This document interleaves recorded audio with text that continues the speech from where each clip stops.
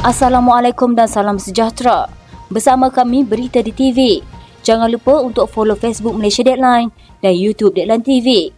Antara menarik hari ini, elak sesak dan berbahaya alasan Siti Zailah guna pilih bomba. Pakatan Harapan protes calon Barisan Nasional. Menteri Besar Selangor milik PAS bukan milik Bersatu dan Azmin. Haji Adi kata tokoh Melayu selain daripada Pakatan Harapan tidak boleh diserang. Menteri Sumber Asli Alam Sekitar dan Perubahan Iklim Nik Nazmini Ahmad berkata, kerajaan bersedia untuk mengharamkan penggunaan beg plastik merentasi semua sektor perniagaan di seluruh negara menjelang 2025.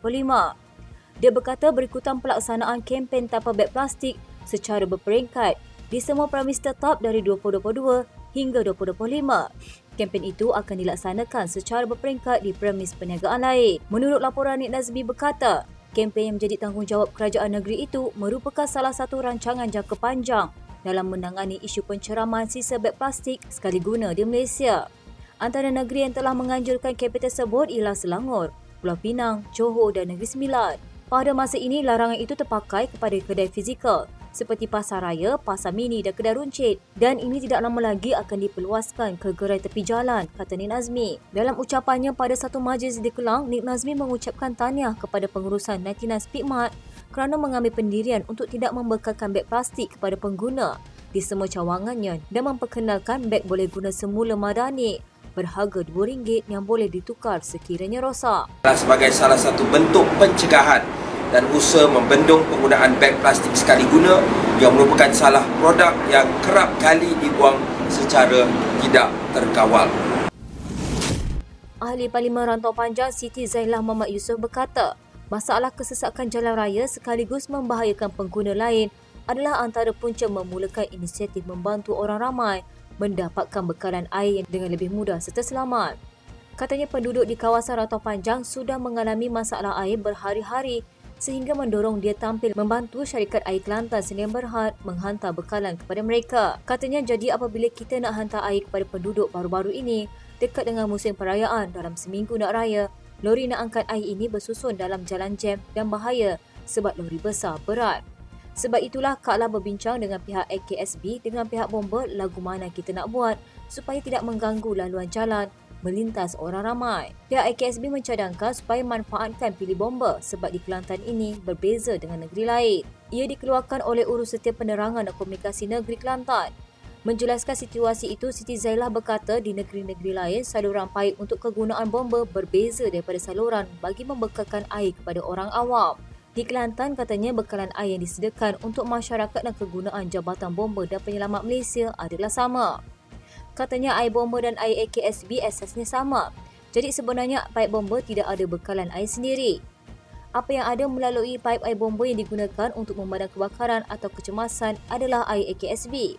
Siti Zailah akan berdepan dengan siasatan selepas didapati mengambil air melalui pilih bomba untuk diedarkan kepada penduduk yang mendepan masalah bekalan di Rantau Panjang. Ia mendapat perhatian Kementerian Pembangunan Kerajaan Tempatan selepas Siti Zailah sendiri memuat naik gambar-gambar berkenaan pengambilan air tersebut di media sosial. Siti Zailah yang juga bekas timbalan menteri itu mendakwa dia sudah mendapat kebenaran daripada AKSB untuk menghantar bekalan air bersih kepada penduduk setempat dengan kerjasama anggota JBPM Kelantan. Bagaimanapun, JBPM Kelantan menafikan ada memberi kebenaran kepada Siti Zailah.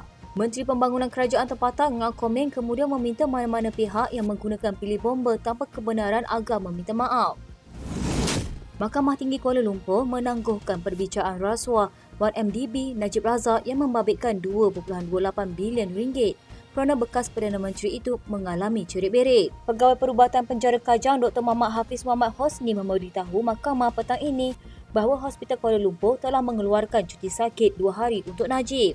Hafiz yang dipanggil untuk memberi penjelasan kepada Hakim Pembicaraan Colin Lawrence Sequeira berkata seorang penolong pegawai perubatan di penjara itu memaklumkan bahawa Najib mengalami sakit perut dan cerit-berit sejak semalam. Katanya sekitar jam 7.30 pagi saya memeriksanya.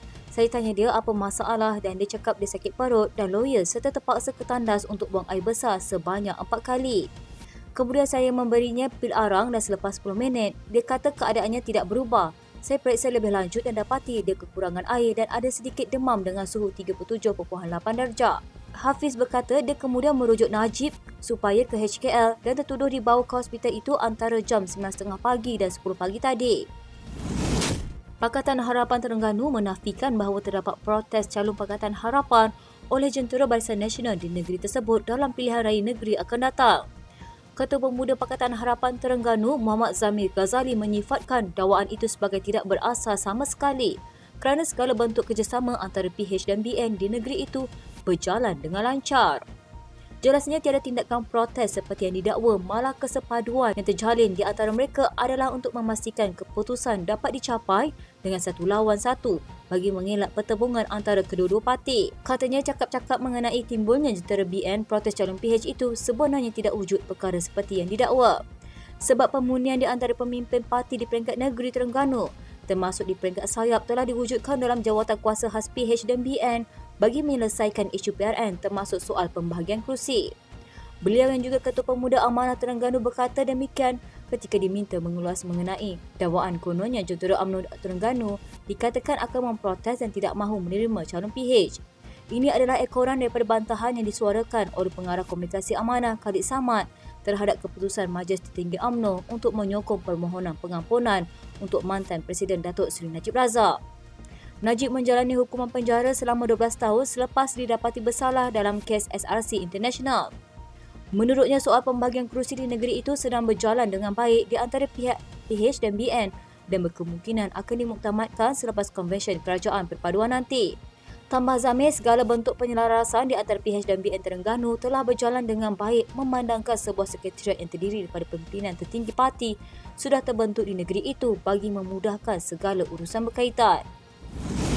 Pernyataan Datuk Seri Muhammad Sanusi Makno yang seolah-olah memberi bayangan akan mencalonkan pimpinan PAS Dr. Halimah Ali sebagai Menteri Besar Selangor merhanapkan harapan Datuk Seri Muhammad Azmin Ali yang sekian lama mahu ke kerusi panas itu. Pengarah Pilihan Raya PH Negeri Muhammad Yahya Mat Syari berkata, Azmin sejak dahulu lagi meletakkan harapan tinggi untuk dilantik semula sebagai Menteri Besar Selangor. Beliau secara sinis memberi peringatan kepada Sanusi bahawa kerusi itu bukan sahaja menjadi rebutan Azmin, bahkan mungkin diidamkan Datuk Seri Syahidan Kasim, sekaligus membolehkan calon pilihan Sanusi diketepikan. Syahidan sebelum ini disebut-sebut antara calon yang bakal diketengahkan dalam PRN di Selangor dan dikatakan bakal bertanding di kerusi Dun Semenyih. Katanya, di Sanusi nak letak calon PAS, habis tu Azmin Ali nak bubuh mana? Sanusi kena ingat, Azmin pun tiap-tiap hari berangan meratib nak jadi MB sekali lagi. Habak dekat Sanusi jangan duk main dengan Azmin. Nur Omar nak letak mana? Syahidan nak letak mana? Calon PAS Halimah Ali jauhlah nak dibandingkan dengan Azmin. Kalau nak dibanding Azmin dengan calon PH tak pandanglah mereka semua itu. Dalam kalangan mereka pun berantakan. Semalam, Sanusi dilapor memberi jaminan untuk menampilkan calon anak jawatan negeri sebagai Menteri Besar Selangor jika Perikatan Nasional memenangi pilihan raya negeri tidak lama lagi. Katanya hanya calon berasal dari negeri itu lebih memahami latar belakang dan budaya di Selangor berbanding calon dari negeri lain. Walaupun tidak menyebut sebarang nama, Sanusi yang juga Ketua Pengarah Pilihan Raya Perikatan Nasional memberi bayangan bahawa Dr. Halimah Ali adalah antara calon berkenaan. Katanya, bukanlah saya kata orang Sarawak tidak boleh. Mungkin pemimpin diketengahkan sudah lama menetap di Selangor. Mungkin boleh dipertimbangkan dan tidaklah menghalang. Halimah yang merupakan ahli jawatan kuasa PAS Pusat dilantik dilahirkan di Marudi, Sarawak. Tetapi telah lama bertapak di Selangor melalui amalan perubatan dan aktivisnya. Katanya, saya sarankan Sanusi duduk diam-diam sajalah jaga kedah itu. Tak payah nak sibuk cerita pasal Selangor. Kedah tu air pun tak boleh nak jaga, orang Kedah pun dah meluat dengan dia punya kerenan, duk sibuk tempat lain, tak payahlah jaga Kedah lebih elok. Presiden PAS Tan Sri Abdul Hadi Awang menegaskan bahawa mereka menyokong proklamasi orang Melayu yang dicetuskan oleh bekas Perdana Menteri Tun Dr. Mahathir. Menurut PAS, usaha Mahathir dengan mempertemukan pemimpin politik, ilmuwan dan pertubuhan muka kerajaan penting dalam memperkasa bangsa itu kembali.